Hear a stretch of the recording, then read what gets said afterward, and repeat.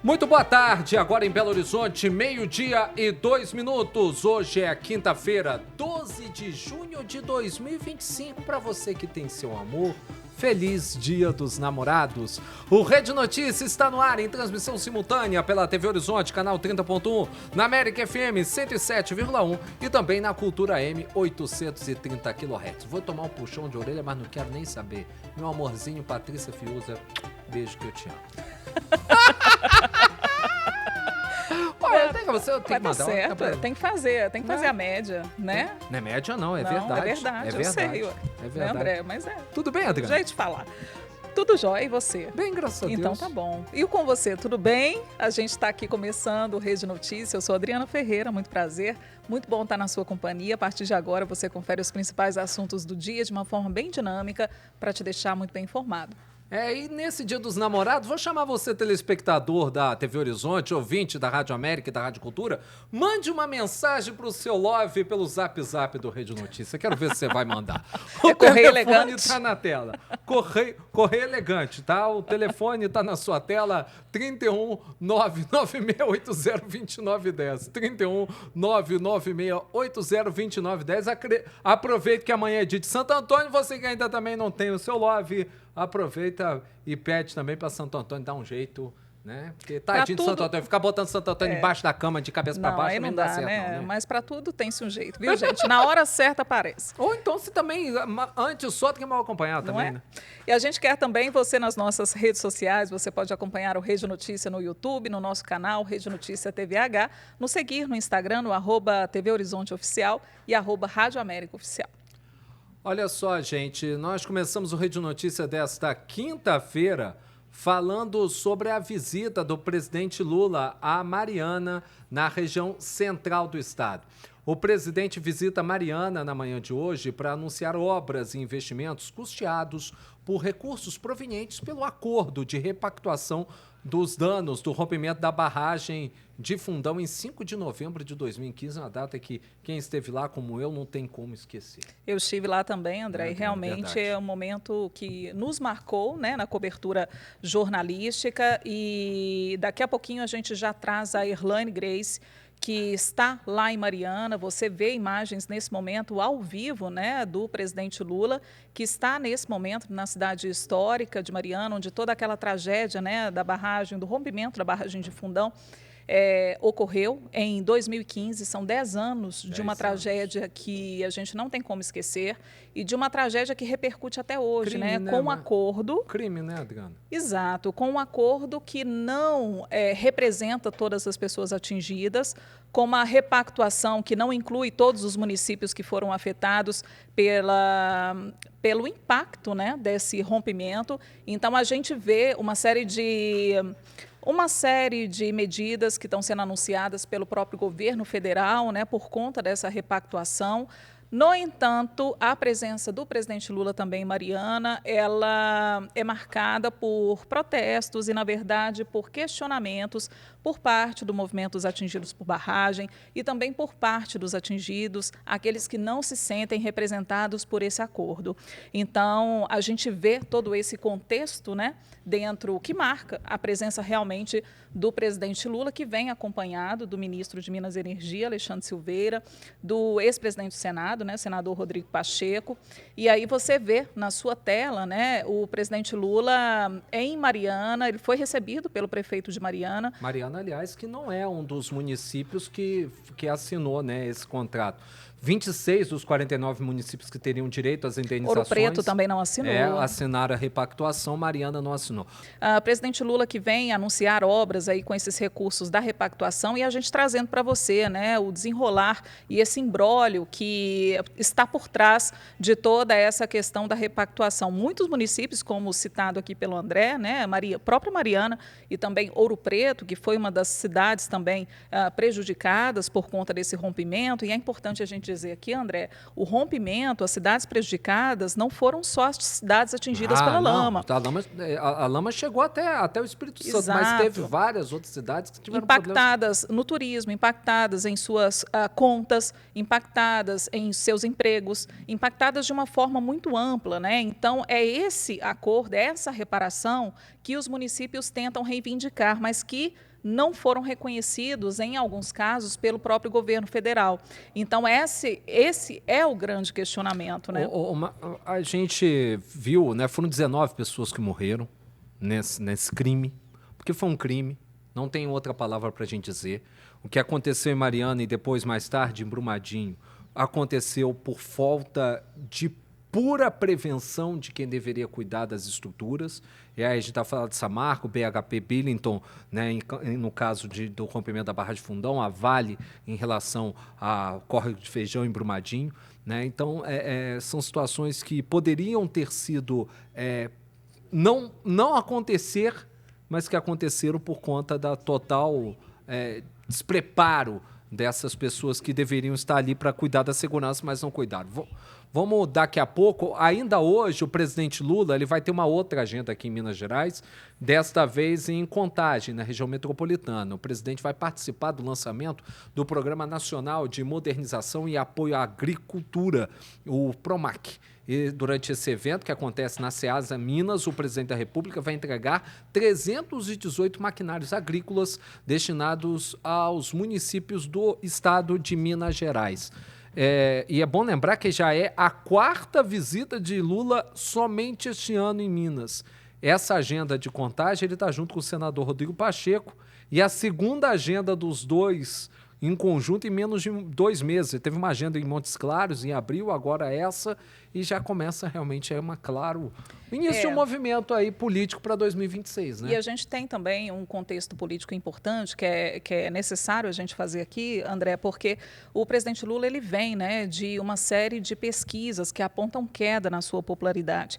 E, diante disso, ele começou a investir em visitas pelo interior, pelos estados, por cidades estratégicas, né, em que ele possa, na verdade, recuperar um pouco dessa popularidade. Certo que em algumas agendas as questões principais, né, ficaram em segundo plano. Por quê? Porque o presidente Lula acabou se embolando em algumas falas de improviso e as declarações dadas por ele, declarações muitas vezes infelizes, acabaram tomando conta dos noticiários e deixando as pautas principais, né, em segundo plano. No entanto, nessa questão de Mariana, é importante dizer que Minas Gerais é um reduto eleitoral importante, né, principalmente para o PT, que está tentando reestruturar.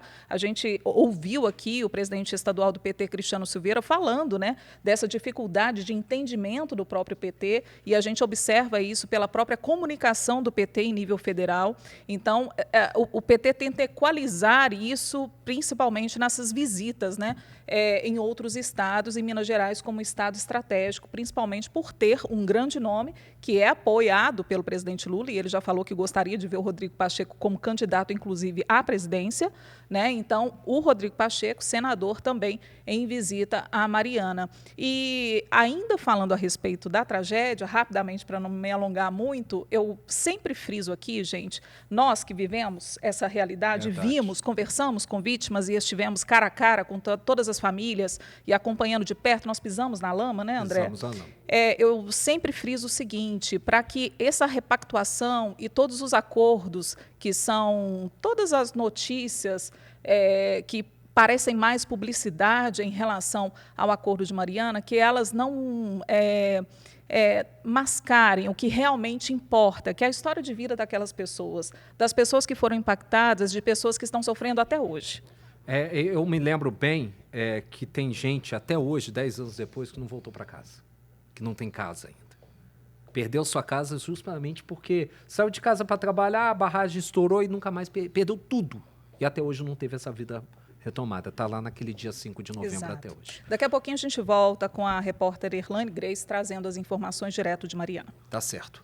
O governador Romeu Zema e o presidente da Assembleia Legislativa de Minas Gerais, o deputado Tadeu Martins Leite, participaram de uma reunião com o Colégio de Líderes do Congresso Nacional em Brasília. Na pauta, a queda dos vetos do presidente Lula ao texto original do Programa de Pleno Pagamento da Dívida dos Estados, o PROPAG. E, além disso, né, um dos vetos visto como prioridade para derrubada, né, pelo Executivo de Minas está o que retirou a condição de refinanciamento das dívidas com outras instituições financeiras que têm a União como garantidora. Na regra em vigor, pelo regime de recuperação fiscal, a União assume, né, esse pagamento, o pagamento dessas dívidas que entram no saldo total do valor refinanciado com o governo federal. E, de acordo com o governo mineiro, a derrubada desse veto vai garantir que o Estado possa economizar cerca de 2 bilhões de reais por ano com o pagamento das dívidas. O governador de Minas Gerais destacou a importância da queda desses vetos. Nós estamos falando para uma série de estados que, caso nós não tenhamos a derrubada desses vetos, vão continuar pagando juros para a União, que torna a dívida incontrolável e impagável. O regime de recuperação fiscal é um alívio temporário, como já ficou provado no caso dos estados que aderiram. E o Propag é a solução definitiva. E nós dependemos desses 3 vetos. Primeiro é o Fundo Nacional de Desenvolvimento Regional ser considerado como um valor em que o Estado pode abater da dívida, se é um recurso do Estado, por que não utilizá-lo para abater a dívida? O segundo ponto é a questão de nós continuarmos da mesma forma que no regime de recuperação fiscal, com a garantia da União nos empréstimos, o que equivale a dizer que eles teriam o prazo diluído nos 30 anos e não pagos no curto prazo. Então, esses 2 pontos é que são de fundamentais importância. O deputado Tadeu Martins Leite, presidente da Assembleia Legislativa, defendeu que o momento é de união, né, para resolver essa questão da dívida de Minas Gerais com o governo federal. A gente vai ouvi-lo agora. Eu vou trabalhar, e não é à toa que estou indo junto com o governador, pela derrubada dos vetos, especialmente o veto que fala sobre as dívidas privadas, que tem garantia da União. Elas diminuem muito o valor anual, né, da parcela da dívida do Estado de Minas Gerais em quase 3 bilhões de reais por ano. Então, obviamente, isso é fundamental que a gente trabalhe também pela derrubada desse veto. Então, é isso que nós vamos tentar fazer amanhã lá, sensibilizar juntamente com o governador, com os chefes de poderes, os deputados federais, para que a gente consiga avançar nessa derrubada. Então eu sempre falo, ou seja, que mas você está ao lado de A, de B, eu estou ao lado de quem for necessário para resolver esse problema. Eu acho que esse é o principal, é a missão de todos nós, né? A gente tentar, primeiro, entregar o Propag na melhor condição possível, que é, obviamente, tentar ou alcançar, perseguir os 20% necessários para que a gente consiga diminuir o valor da parcela e também derrubar esse veto, especialmente esse veto, porque só com a derrubada desse veto, se porventura isso acontecer, menos 3 bilhões por ano que o governo vai deixar de pagar de juros e podendo fazer investimentos na população, através de saúde, segurança, infraestrutura, enfim, tantas áreas que o mineiro precisa ainda e nós sabemos que precisa muito no nosso estado. O que a gente já tem de informação, André, né, que essa visita já começou a render alguns resultados em termos de apoio dentro da bancada na Câmara Federal. A liderança da Federação União Brasil PP, do MDB e do Solidariedade já teriam garantido adesão total desses parlamentares à queda dos vetos. Isso daria um número de 158 deputados. Precisaria de mais de 300, mais de 321 para poder passar a medida. Eu acho que começa a ganhar corpo, porque com a queda desses vetos, Rio de Janeiro e Rio Grande do Sul podem voltar a essa questão. A colocação desses vetos é que faz com que Rio de Janeiro e Rio Grande do Sul desistam do Propag e permaneçam no RRF. Não tem nenhum tipo de vantagem para eles. Mas com esses vetos caindo, esses 2 estados entrariam e aí a gente teria também o grosso dessas bancadas do Rio de Janeiro, a bancada fluminense e a bancada gaúcha nessa discussão, que eu acho que é o caminho que vai seguir por aí. Lembrando que um desses vetos está relacionado à questão do teto, né? Do teto máximo para gastos e tudo mais. Zema não quer que tenha esse teto, né? Esse eu acho mais difícil cair. Exatamente, esse é que é o mais difícil. Olha só, gente, profissionais do Hospital da Baleia fazem uma manifestação na porta da unidade de saúde na manhã desta quinta-feira. Os manifestantes cobram pagamento de salários que, segundo eles, estariam em atraso. O repórter Giovanni Rodrigues acompanhou e conta pra gente. A nossa equipe chegou bem cedo aqui no Hospital da Baleia, onde os funcionários, os técnicos de enfermagem, também os enfermeiros, eles estão reclamando, viu? Veja bem, olha só, eles estão reivindicando sobre pagamentos atrasados, sobrecarga de trabalho. Eles estão falando o seguinte, viu? Que aqui no Hospital da Baleia o local de descanso é péssimo e precisa de manutenção urgente. Segundo a técnica de enfermagem e diretora do Sindés, Sindicato dos Empregados em Estabelecimento de Saúde, Flávia Tatiana, a revolta dos funcionários é enorme, principalmente com o atraso salarial. Nós, trabalhadores, hoje fizemos uma assembleia. Eles votaram que precisa de um posicionamento do hospital em relação aos valores repassados para nós.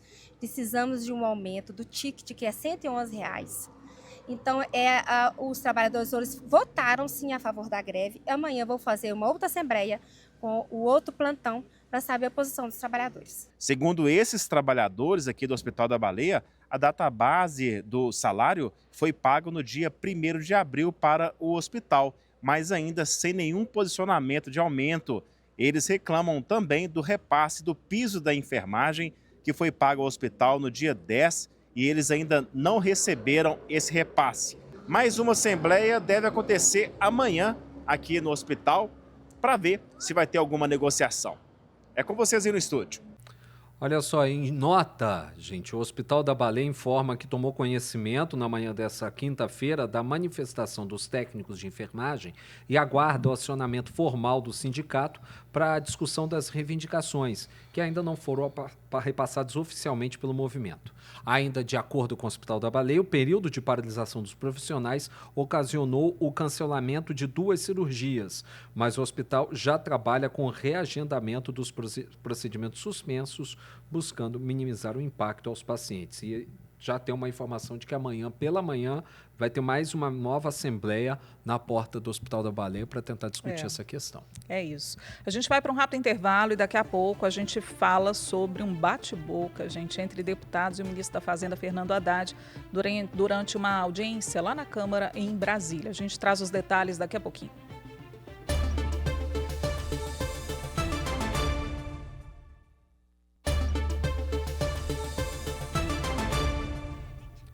Voltamos com o Rede Notícia, agora em Belo Horizonte, 12h23. Nós vamos ao vivo agora até Mariana, na região central de Minas Gerais, conversar com a repórter Lani Grace, que está acompanhando a visita do presidente Luiz Inácio Lula da Silva à capital Primaz de Minas Gerais, para anunciar aí investimentos relacionados aos recursos provenientes do acordo de repactuação contra o rompimento da barragem de Fundão lá em Mariana em 2015. Erlane, muito boa tarde. Gostaria de cumprimentar as autoridades, Muito boa tarde, André, Adriana e a todos que nos acompanham no Rede Notícia. Estou aqui em Mariana, onde está também agora, neste momento, o presidente Luiz Inácio Lula da Silva, para anunciar um pacote de investimentos. Sem a presença do governador Romeu Zema, Lula anunciou a criação de um novo programa de transferência de renda destinado a famílias atingidas pelo rompimento da barragem da Samarco em 2015. São mais de 37 mil beneficiários, entre agricultores e pescadores, que vão receber até um salário mínimo e meio por mês durante 4 anos. Outro destaque foi a promessa de construção do primeiro hospital universitário de Mariana, com investimento de cerca de 200 milhões de reais. O local terá UTI, centro cirúrgico, atendimentos de média e alta complexidade e deve gerar 600 novos empregos. Também foi anunciado o reforço na saúde pública de Mariana, Ouro Preto, Barra Longa e Rio Doce, além de investimentos em educação e escolas resilientes. Essas ações fazem parte do acordo da Bacia do Rio Doce, que prevê 132 bilhões de reais em recursos para a reparação ambiental e social da região. André, Adriana, a cerimônia ela foi iniciada hoje com a fala do prefeito de Mariana, Juliano Duarte, parte do PSB, que fez críticas ao projeto Fundação Renova. E quando ele iniciou o discurso, começou a ser vaiado pelas lideranças presentes e o presidente Lula pediu respeito e pediu que o público aguardasse o momento certo para iniciar as manifestações. O evento está acontecendo agora neste momento, né? E há quase 10 anos depois dessa tragédia ambiental do país, a maior tragédia ambiental do país em extensão e volume de rejeitos, o presidente Lula está aqui pela primeira vez desde o rompimento da barragem de Fundão. E em Minas Gerais já é a 4ª vez que ele vem só este ano. Continuem conosco aí, acompanhando as atualizações pela TV Horizonte, pela Rádio América. E volto com vocês com mais atualizações a qualquer momento. Obrigado, Erlane. Eu acho que o atual prefeito de Mariana é parente do ex-prefeito Duarte Júnior, que infartou durante o rompimento da barragem. O rompimento da barragem aconteceu na quinta, ele sofreu um infarto no sábado. Estava do lado dele quando ele começou a passar mal. Otávio Mariana. Ontem eu falei, só sabe a temperatura da panela, a colher que mexe. O prefeito de Mariana fala muito certo. Fundação Renova é um maior engodo, um dos maiores engodos que já foram criados nos últimos tempos. Tudo que ela se propôs a fazer, ela não deu conta. É só conversar com movimentos atingidos por barragem, é só conversar com os prefeitos daquela região que vão entender. Quando eu ouço falar de Barra Longa, que fica a mais de 100 quilômetros de distância de Mariana e foi completamente devastada, a área rural de Barra Longa acabou por conta do rompimento da barragem de Fundão. Agora, se trazendo investimentos para lá, é muito tempo depois. 10 anos, cara, a vida da pessoa muda por completo. A gente faz tantas coisas. Em 10 anos, gente, eu fui morar no Acre e voltei, para você ter noção. E aí, muita mudança. Eu tive essa oportunidade. E essas pessoas que perderam tudo, não tiveram. Não dá. Não dá. Não dá. E aí, ao longo da programação, você vai acompanhando, então, né, toda essa movimentação de agenda aí do presidente Lula, ok? E a gente dá sequência aqui ao nosso Rede Notícia, né, André? Gente, Belo Horizonte começou com a friaca hoje, que, pelo amor de Jesus Cristo, a temperatura caiu e caiu muito, mínima de 8 graus na capital mineira.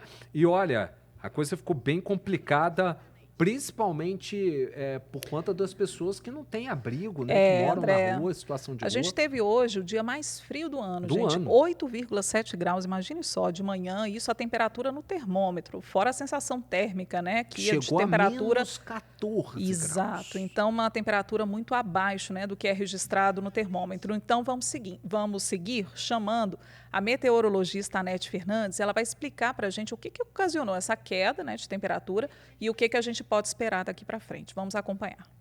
Bom, Belo Horizonte hoje registrou na parte mais alta da cidade 8,5 graus de temperatura mínima.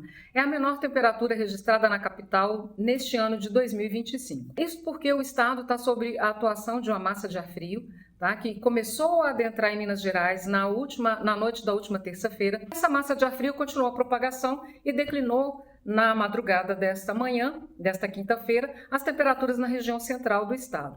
Essa massa ela continua a se propagar, então amanhã a gente deve ter declínio não tão acentuado, mas declínio também das temperaturas na faixa norte mineira. Embora essa massa enfraqueça nos próximos dias, ela vai manter temperaturas amenas não só na capital, mas em praticamente todo o estado de Minas Gerais até o fim de semana. Olha só, gente, quer ajudar essas pessoas que estão em situação difícil, principalmente nesse período de frio? Procure a pastoral da rua, de ajuda às pessoas. Lá na rua Além Paraíba, 208, na Lagoinha. Compra um cobertorzinho, um edredom, uma roupa de frio. Ajuda essas pessoas, porque é o tempo da gente estender a mão ao próximo.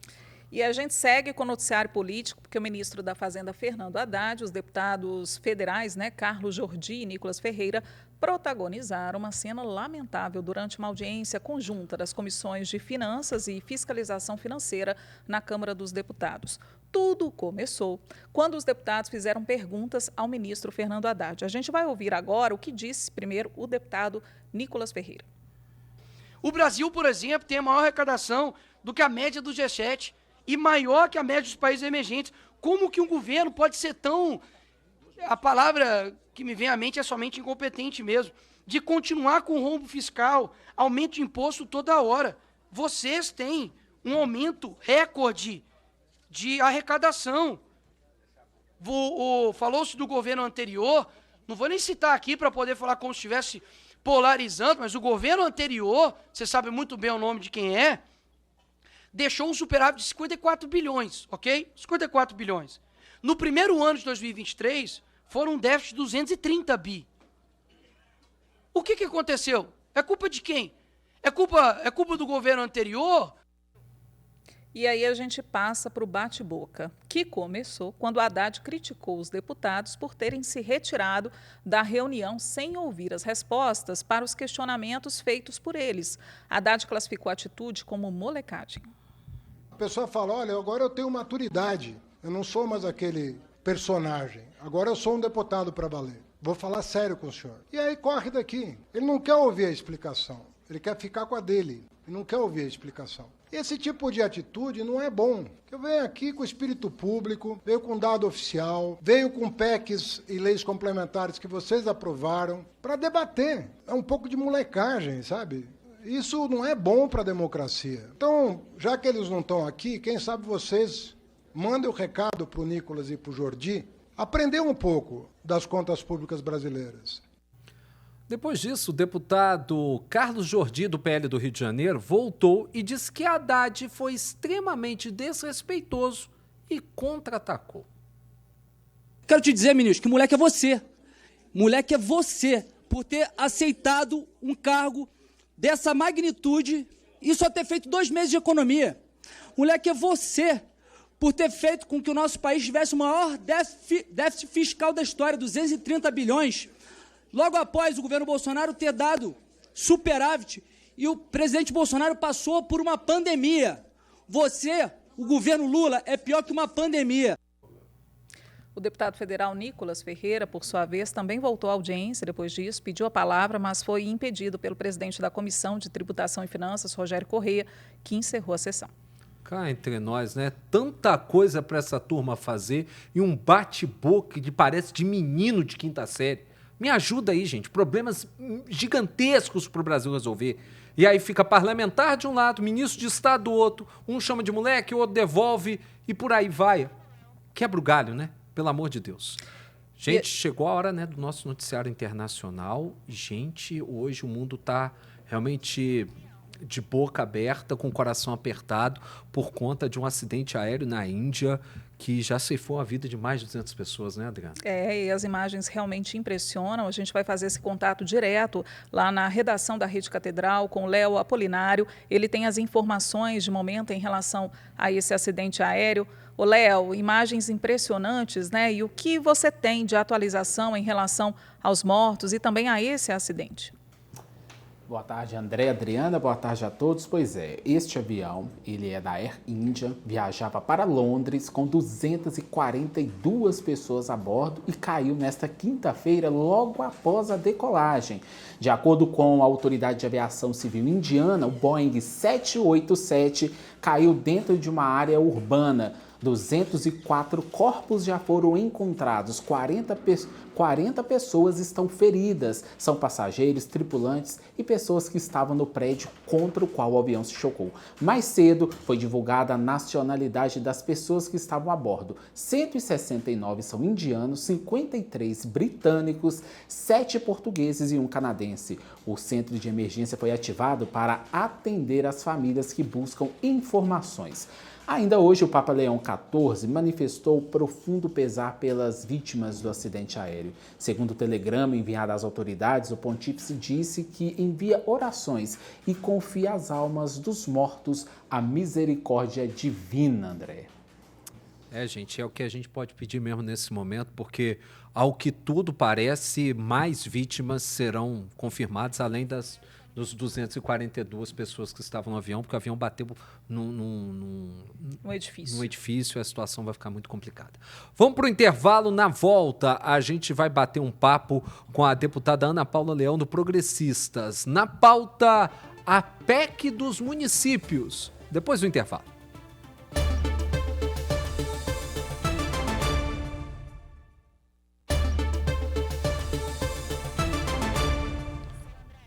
Voltamos com o Rede Notícia, agora para conversar com a deputada federal Ana Paula Leão, do Progressistas. A gente vai falar sobre a situação dos municípios do Brasil município onde tudo acontece, onde é mais fácil a gente cobrar de quem está na frente do poder.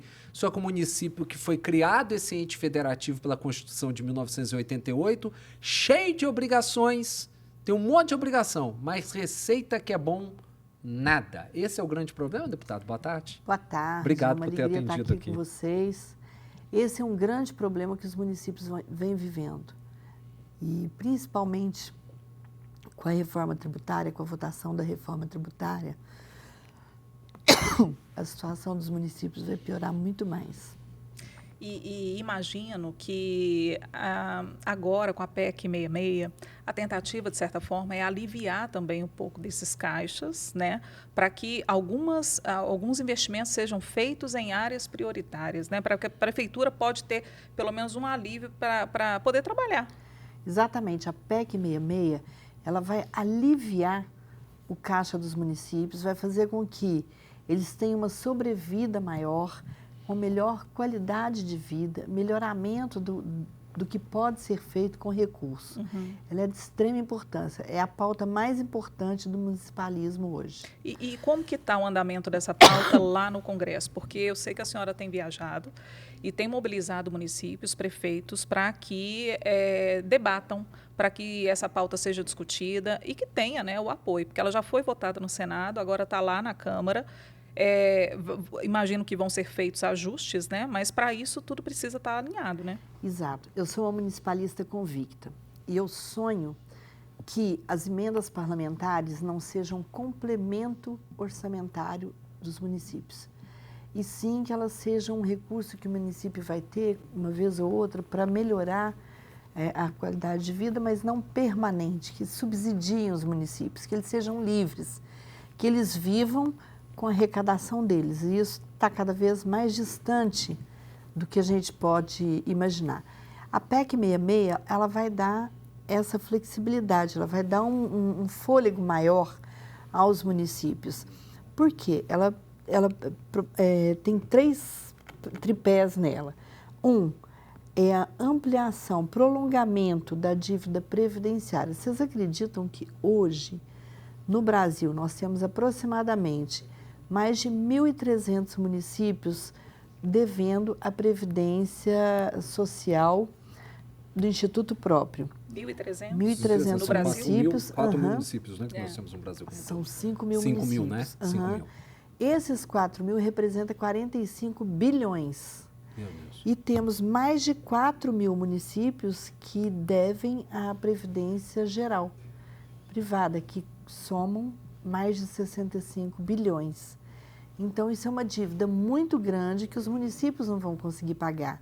E a gente vai ter que organizar isso para que ninguém fique sem receber a sua aposentadoria.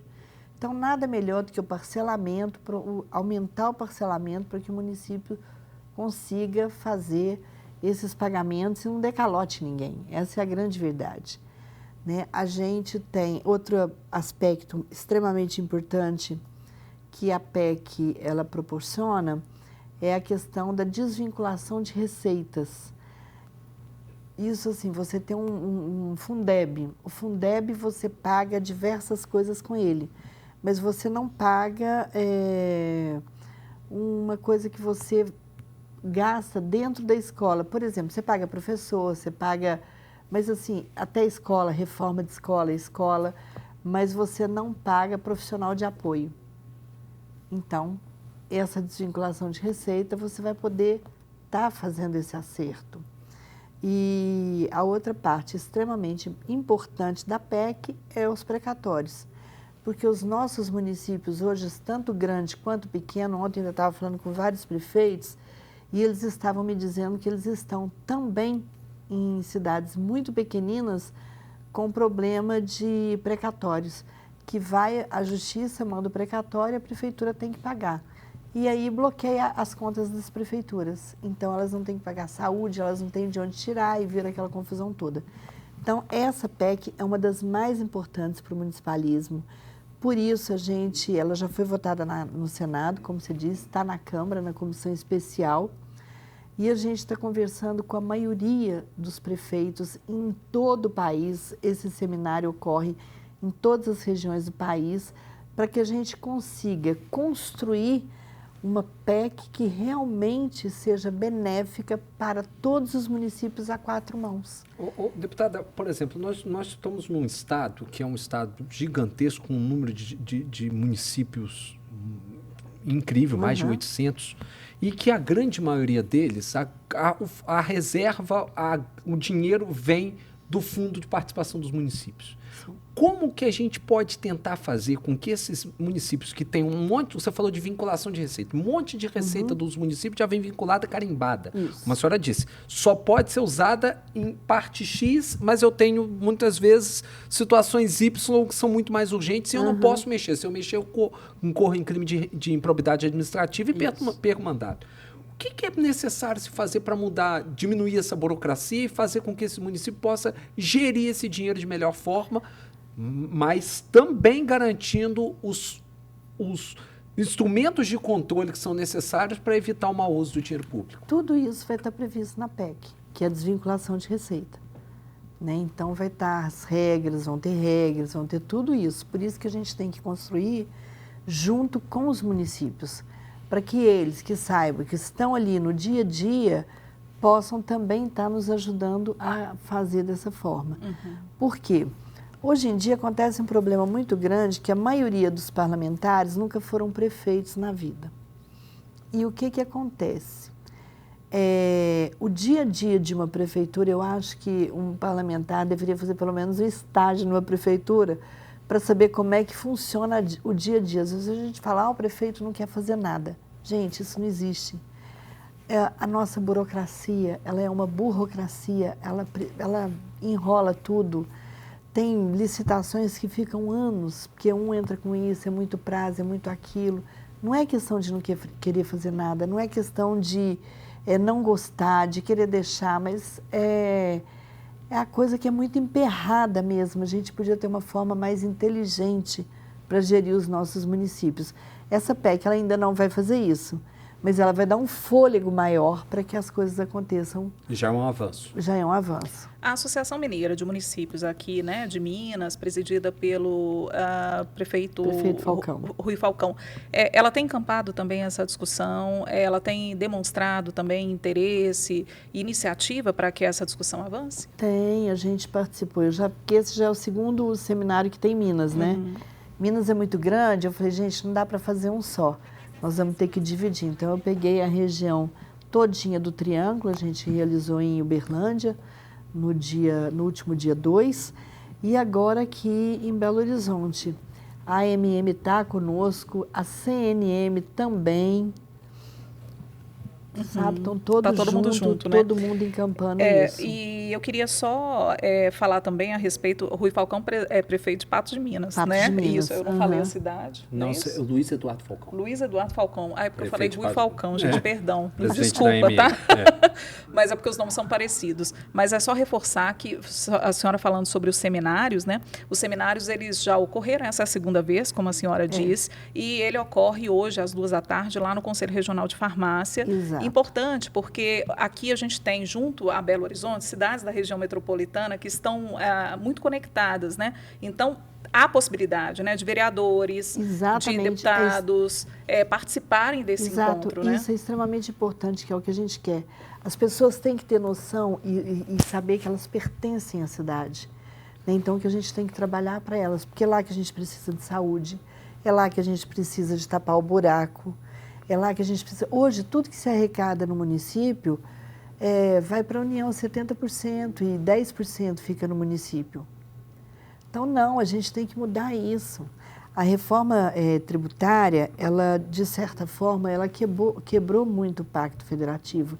Ele tem que ser revisto, sabe? Os problemas dos municípios são grandes e a gente precisa agora ter um olhar mais atento para eles.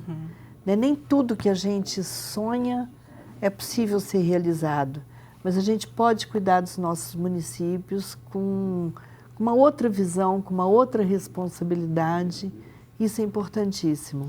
A gente volta a conversar com a deputada federal Ana Paula Leão daqui a pouquinho. Deputada, a gente vai abordar questões também políticas, né? Alguns projetos importantes que estão para para serem discutidos lá em Brasília, e também a questão também do Propag, uma questão importante aqui para Minas Gerais. A senhora lá em Brasília com certeza está se mobilizando em relação a isso. A gente vai para um rápido intervalo, a gente volta em instantes, né, André? Verdade.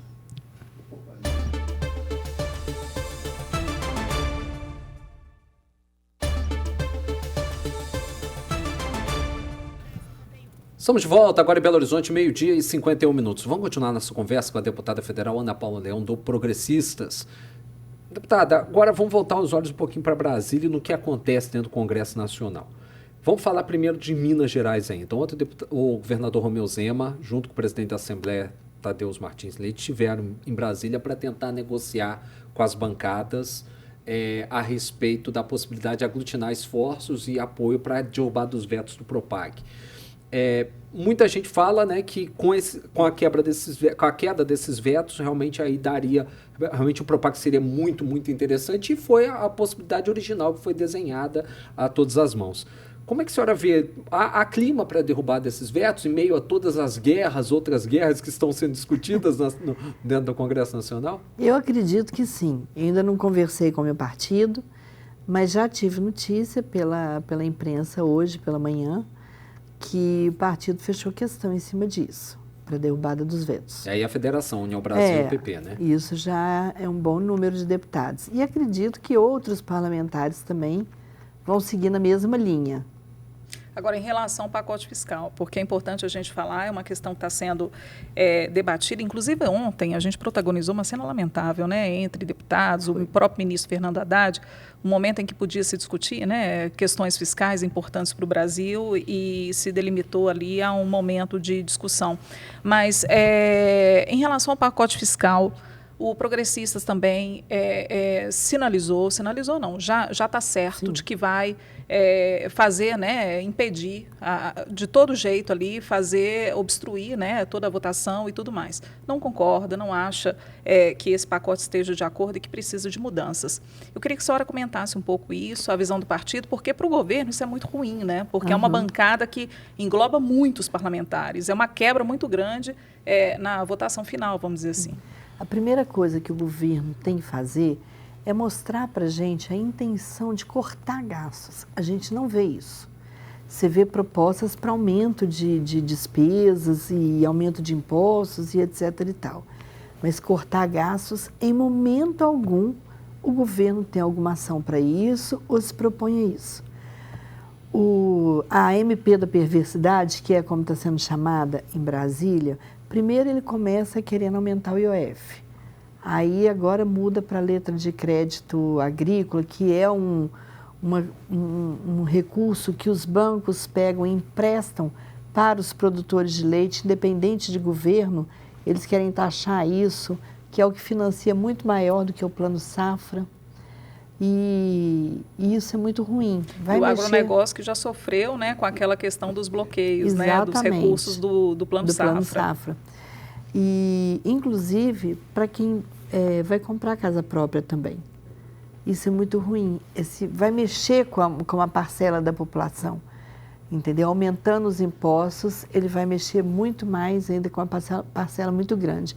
Eu acredito que o Congresso também não vai mais permitir isso. Pelo menos assim eu espero. E você acha que tem alguma solução em relação das emendas parlamentares? Porque tem toda essa discussão e poderia ser a peça do xadrez aí que poderia ser mexida pelo governo, libera as emendas para poder ganhar isso. Você acha que há espaço para isso ou a discussão tem que ser mais profunda em relação a, olha, beleza, tem que aumentar, pode até aumentar a carga tributária, mas vocês têm que mostrar que está havendo algum tipo de economia, algum tipo de mudança? Eu acho que primeiro ele tem que mostrar a mudança. Primeiro ele tem que cortar os gastos. Vou cortar aqui, aqui, aqui, aqui. E começar isso de uma forma muito séria. Olha, eu não sou fanático nem nada, mas no governo anterior nós tivemos superávit nas estatais. Hoje a gente já não tem mais. Nós tivemos no governo, no Correio superávit, em outras estatais. Hoje acabou. Então, existe sim que puxar as rédeas, sabe, encurtar, puxar despesa. Você está na sua casa, você ganha X, você tem que gastar X, gente. Nós estamos num país onde a gente tem que cuidar da saúde, onde a gente tem que cuidar de inúmeras coisas. Quando você aumenta impostos, você dá um tiro no pé do Brasil, que vai deixar de investir no próprio país, né? Investir em coisas que a gente realmente precisa. E o governo tem que ter seriedade e responsabilidade para controlar isso corretamente. O ministro Fernando Haddad, na opinião da senhora, se precipitou em fazer esses anúncios? Eu acho que sim. Ele teria que estudar mais, ouvir mais o Congresso. Sabe, a gente já está falando há muito tempo, o pessoal do agro, da FPA, que eu faço parte, a gente já vem se manifestando há muito tempo o que está ocorrendo, o que precisa fazer no Brasil e outras frentes também, né, que trabalham, que têm atuação na indústria, no comércio, serviços, que precisam cortar gasto. E o governo não nos ouve. Quero agradecer a deputada por estar aqui conosco. Espero poder contar mais vezes com a sua presença. A senhora que é lá da região do Triângulo Mineiro, né? Uberlândia, Uberaba, Araguari, toda aquela região que é tão importante para Minas Gerais e para o Brasil pela sua pujança econômica. Sempre as portas da Rede Catedral, da TV Horizonte, da Rádio Cultura AM, da Rádio América FM, sempre abertas para a senhora. Gente, eu agradeço. André está com você aqui, com a Adriana. É um prazer enorme, fiquei muito feliz e principalmente de poder falar um pouquinho da PEC 66, que é extremamente importante para os nossos municípios. Eu espero que a gente tenha um número razoável de prefeitos e técnicos hoje, porque não é um evento político, é um evento técnico, entendeu? Que a gente espera reunir a grande parte das prefeituras, dos técnicos das prefeituras mesmo, para que a gente consiga, de fato, fazer um projeto no Congresso Nacional que atenda os municípios dentro do que eles necessitam. Deputada, sucesso, tá? Obrigada. E agradeço mais uma vez.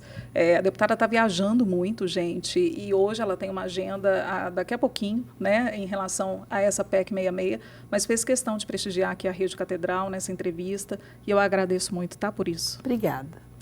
Quero dar um recadinho antes da gente terminar o Rede Notícia. Você já garantiu sua presença na torcida de Deus? Eu já, não, e você? Você já? Eu tenho que dar um jeito. Meu Deus do céu, o padre vai puxar minha orelha. Essa é uma das mais queridas e expressivas festas da Arquidiocese de Belo Horizonte. Neste ano, o evento celebra 50 anos de idealização e será vivenciado por milhares de fiéis no dia 19 de junho, na solenidade de Corpus Christi.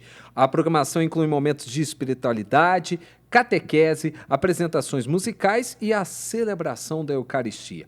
O ingresso é gratuito e pode ser adquirido na secretaria da sua paróquia, mas para você adquirir seu kit torcedor, ele consta de mochila, camisa, faixa e um tercinho personalizado. A compra do kit pode ser feita pela plataforma do Simpla ou direto na Catedral Cristo Rei ou nas lojas Cristo Rei. O arcebispo metropolitano de Belo Horizonte, Dom Valmor Oliveira de Azevedo, e todos os bispos auxiliares da Arquidiocese de Belo Horizonte estarão presentes na torcida de Deus. Faça sua inscrição em sua paróquia e também garanta seu kit para tornar essa torcida ainda mais especial. Para outros detalhes, é só você acessar o site da Arquidiocese, lá do site da Torcida de Deus, arquidiocesebh.org.br/torcida de Deus. E se prepare, porque no dia 19, na quinta-feira, a gente vai estar com uma transmissão especial aqui por conta da Torcida de Deus, trazendo todos os detalhes,